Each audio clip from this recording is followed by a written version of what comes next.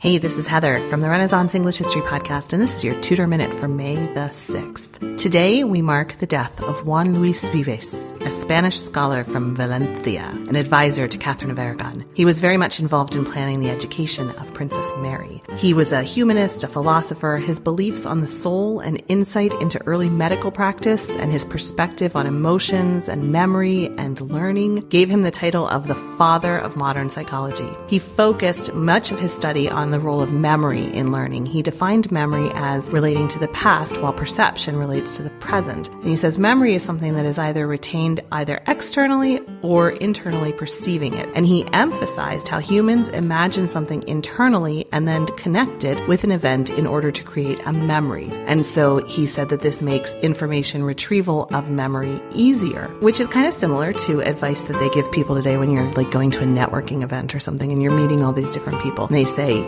try to connect the person's name to something that you already know, right? And that helps you remember it. So that came from Juan Luis Vives. He wrote The Education of a Christian Woman, and he dedicated it to Catherine of Aragon. But that was just one of his many works. Juan Luis Vives, who said, "La fuente de la vida es el corazon." The font of life is in the heart. Died today in 1540. That's your Tudor Minute. You can dive deeper into life in 16th century England at englandcast.com, where there is an episode on education in Tudor England.